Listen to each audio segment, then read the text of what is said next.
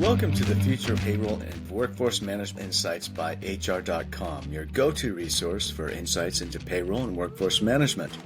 From navigating compliance and technology trends to exploring the latest in global payroll solutions, we're here to keep you ahead of the curve. Join us as we dive into the forces reshaping payroll and share practical strategies to optimize your workforce management. Let's get started. Well, hello everyone, and welcome to the latest episode of the Future of Payroll and Workforce Management podcast here at HR.com. And with me today, I have two very smart people in the world of payroll. One is Karen Settembrino, who is a product director for HCM. And the other is Ian Giles, who is a global payroll thought leader and advisor. Welcome to you both. Thank you so much. Thanks, Ben. Oh yeah, absolutely. And before we get into our topic today, which is around driving RFP success and smooth implementations when it comes to payroll and in other aspects of HCM, I'm going to ask you both just to share with the audience just a little bit about yourself, what in terms of what galvanizes you when it comes to payroll and HCM, what kind of gets you going in the morning to really sort of fight the good fight. Karen, let's start with you. Sure. Thank you so much, Brent, for the opportunity. I've been in payroll for 46 years now, and you cut me. I bleed payroll. So payroll is what wakes me up in the morning, and I'm really excited to have an opportunity to work in many different aspects when it comes to payroll and systems. Started out my career in the operations side, went to management, then over to development. I worked for a software company, and now I'm in implementation, and I've been there. And to me, the success is making sure the customers I work with understand the application, understand the decisions that they've made, and get every paycheck correct. So that's my goal in life. I want to make sure every employee is treated the way I like to be treated. Absolutely. There's a lot of empathy and employee experience in payroll. It's a little bit of a tangent. We did another episode about it recently, so I'm so glad you brought that up. It's a really good tie-in. Yeah, Ian, if you could share also. Yeah, I suppose the one thing that kind of like really gets me out of bed every morning is knowing that we actually get employees paid on time every time, with the right kind of like money. It's to me that's the emotion in payroll. We have to be as empathetic as we can throughout the entire experience, whether or not it's the onboarding side of things all the way through to the offboarding side of things. I think for me, I might sound like a baby now compared to Karen, who's been in the industry for the amount of time that she has. I'm now in my 26th year, and it still excites me. You know, this is why I get out of bed, and having done it for the amount of time that I've done it now, over the last couple of years or so, for me, it's all about paying forward and trying to make the experience for other payroll professionals a lot shorter and a lot easier than my journey has been. Yeah.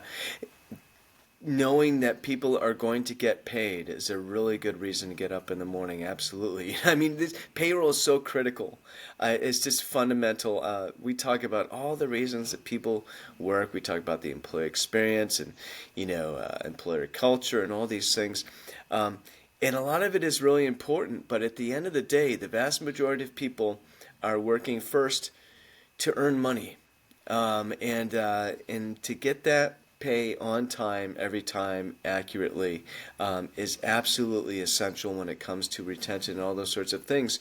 And this might be a great segue into today's topic, and I know you both have a lot of thoughts around it. The topic is how people drive RFP success and smooth implementations, the role of stakeholders in project success. We're going to talk a little bit about that because to get the payroll implementation right, and other aspects of HCM, obviously, that is ground zero. That's the first step to actually having an accurate, timely payroll system. So Ian, why don't you start us off here with sort of setting the stage to the extent that I haven't already? Right. Okay. So for me, it's about the entire process, and that's not just day one go live, there is so much that takes place beforehand. And the most important thing is making sure the right people are involved at all of the right important stages. I recall being part of a sales process a little while ago where the prospect client put up a shiny slide for us, during a meeting of what their implementation team looked like, and there wasn't a single person from payroll on it. To my eyes, I'm not quite sure how you can deliver successful payroll implementation without the right people in the room. It's like having a jigsaw with a missing piece. It's like having a Rubik's cube with the corner missing or the stickers taken off. How do you actually get it done? So to me, the due diligence, the discovery, the solution design, the stakeholder engagement is as important as day one go live or the day that the employees get paid for the first time.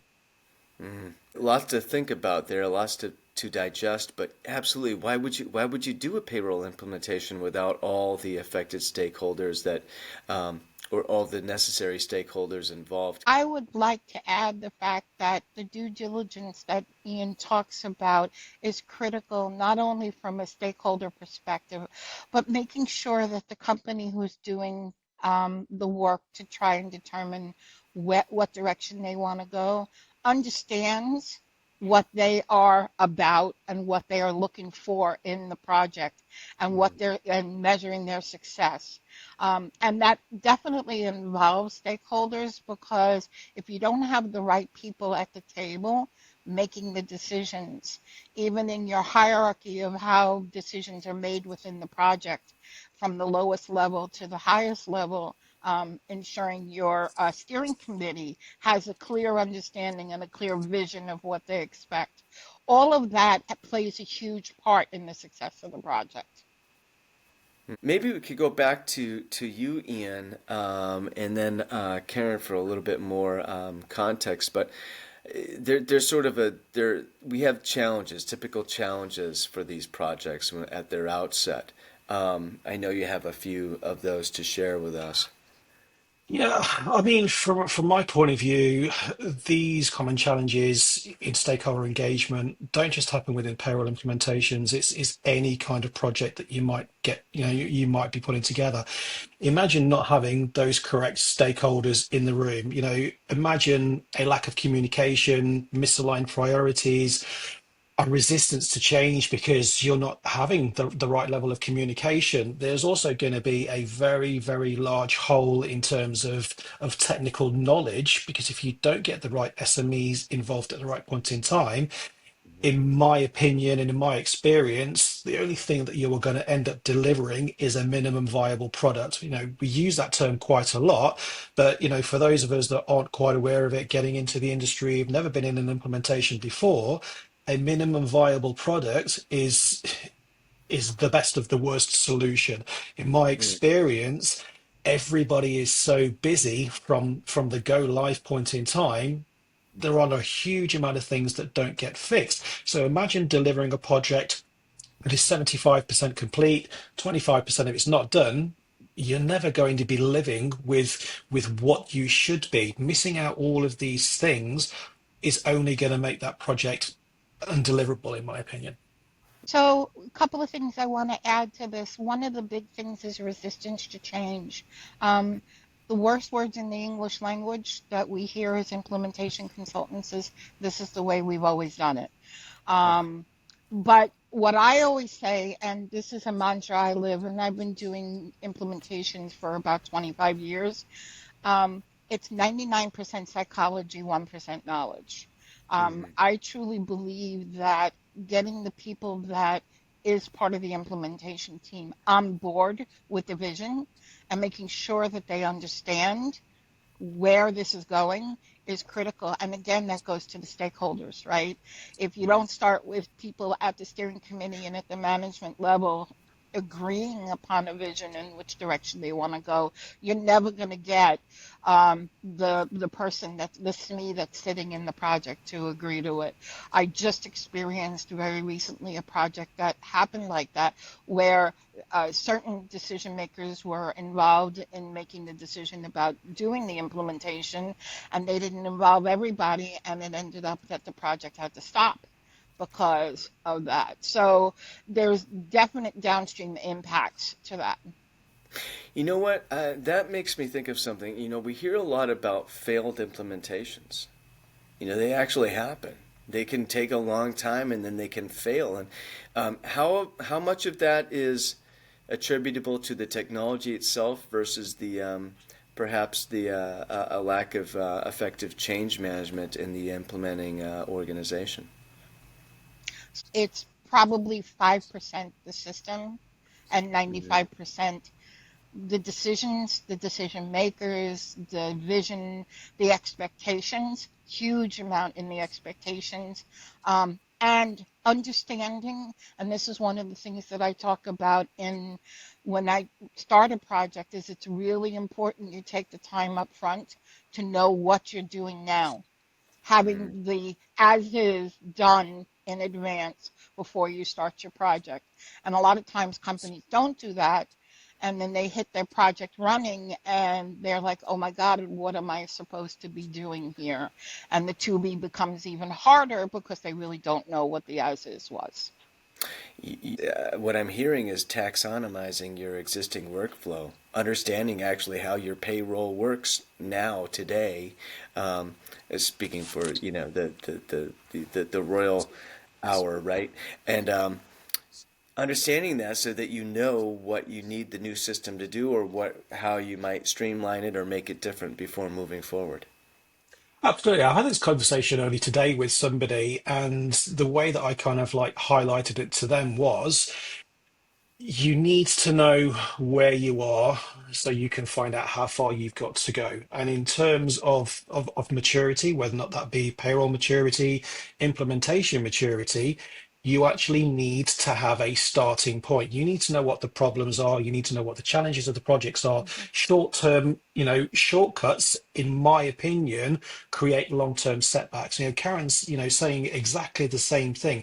If you do not get you don't do your market research, you don't do your feasibility studies, you don't get the right people, you don't communicate properly, you don't measure timelines. And whilst doing that, one of the important things is, whilst you're bringing these people along and having the right conversations, in terms of timelines and milestones, you need to celebrate the small wins. That gets Mm. that continues the engagement, that gets people more, involved in what's going on.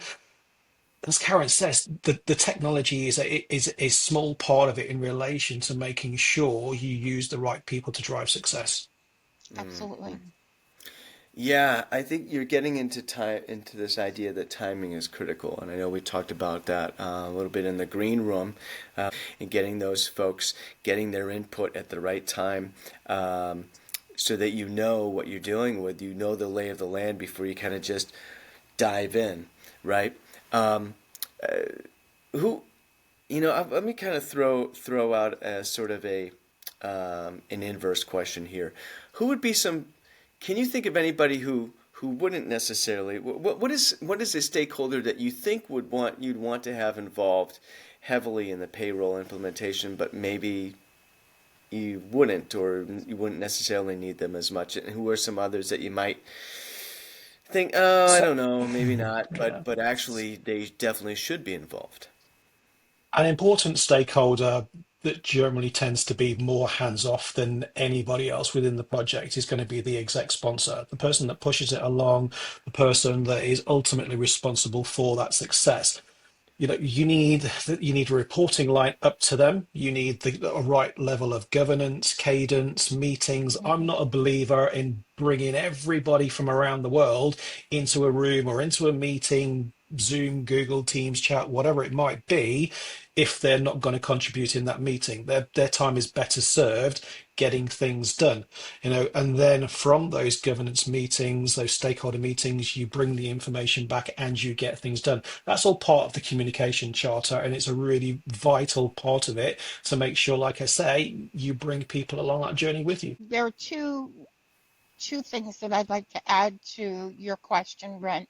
First one is, it is critical if you're doing a system implementation and not necessarily an outsourcing implementation to have your IT department part of this conversation. Mm, Um, I cannot tell you the importance of having them be a part of it, because there are so many aspects of the implementation that are IT generated, things like conversions, integrations, etc.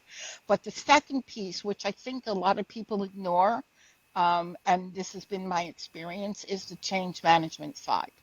I can't begin to tell you how many times companies don't think change management is an important part of a project, when it's just as critical as the SMEs making decisions about how things work. Because if uh, you can't get the word out as to how things will change in the future from a change management. And don't forget, payroll affects every single employee in the company, right? So there's got to be methods. And I always like to say the old adage, location, location, location. For me, in a project, it's communication, communication, communication. Up, mm. down, sideways, across, as much as possible, and as frequent as possible that makes sense to the project. I just added one more function, and that is the legal team. Without compliance, payroll is Mhm. absolutely nothing. And I think in a lots of instances, they are a team, they are a function that is completely removed from the process because it's not part of what everyone wants to do. Compliance is non-negotiable. The stakeholders will help identify and mitigate risks all the way through the process, whether or not it's globally, regionally, from an industry specific point of view. You can't not involve those people. Yeah. Absolutely. I mean, their entire book's devoted to change management, right? It's a thing, right? It's not something to sort of give short shrift or sort of an afterthought. I've in my travels over the course of my career, I've spoken with consultants, written reports where sort of case studies around this sort of thing, and I recall one that didn't involve payroll, but it was a huge project. And change management was absolutely essential. It was the fulcrum that kind of led to success for the entire thing. Could you give us an example, Karen, of this type of 360-degree communication that I think you described? Well, communication can take a couple of different avenues, right? W- Within the appropriate team members, right? The SMEs, and maybe the people that work with the SMEs, the communication level, that level, then to the next level management, your project managers. Whether it's a client-side project manager or it's in system integrator project manager, and then working your way up to the steering committee, the communication level, and the level changes, or the type of information changes based upon who you are actually talking to. You're not going to talk about how somebody's earnings code should be taxable or not taxable to the steering committee, but you will to the subject matter experts, and you will to possibly your HR team or your IT team or other people like that. So you have to make sure you're very careful in your communication, not only to make sure you have the appropriate levels that you're communicating to, but the information that you are giving and you are providing is appropriate to the level in which you're speaking.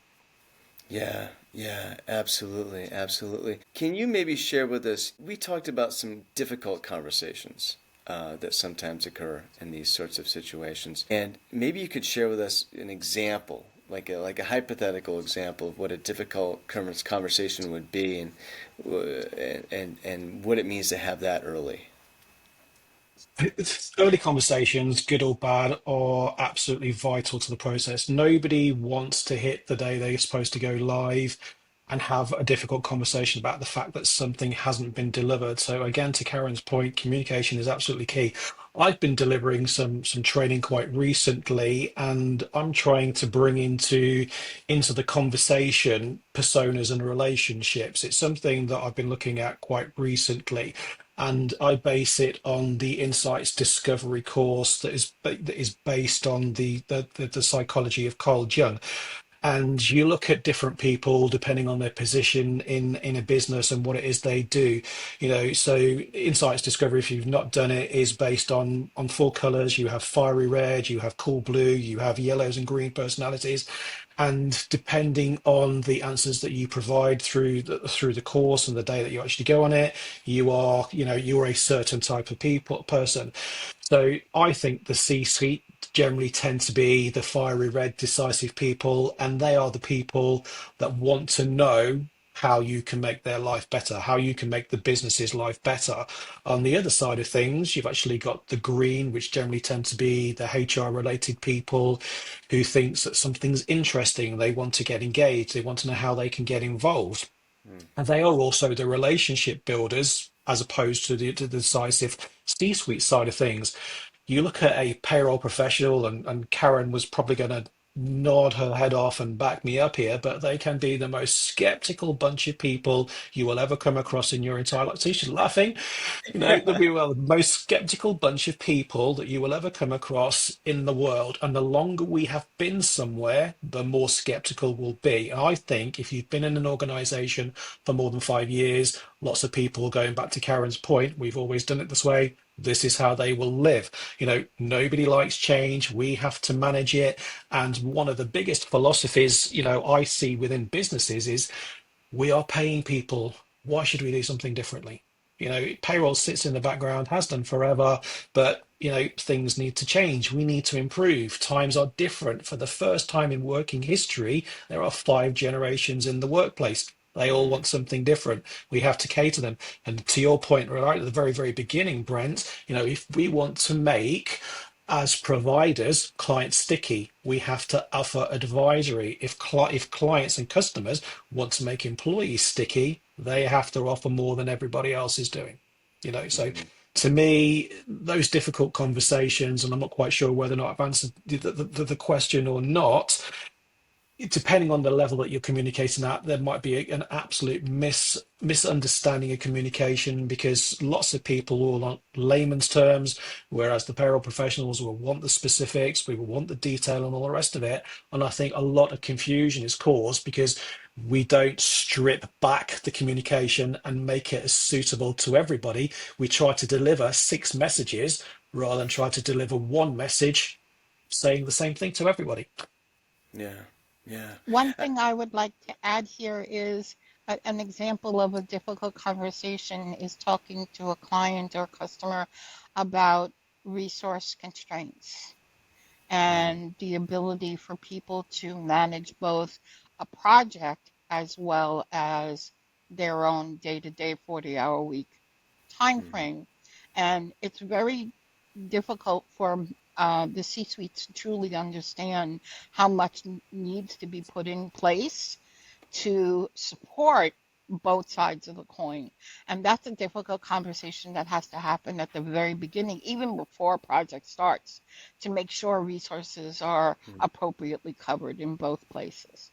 Yeah, I totally agree. Trying to get somebody to do 2 jobs is an absolute impossibility. You do need backfill. You do need, contractors, fractional experts, SMEs to come in and deliver a project whilst BAU does not get affected. Mm. Yeah. I mean, success isn't just about systems, it's about the people driving the process forward. It's there. It wouldn't be a project without the people involved in it, right? No. Absolutely. Yeah, yeah. This has been an absolutely fascinating conversation. Thank you both for joining me for this episode. Thank you No, so you're much for welcome. allowing That's me to great. join. Thanks for tuning in to the Future of Workforce Management and Payroll Insights by HR.com. We hope today's episode brought you valuable insights and fresh perspectives on the future of payroll and workforce management. Be sure to check out more episodes and explore resources at HR.com/podcast or wherever you listen to podcasts. Until next time, keep innovating and making a difference in the world of payroll and workforce management.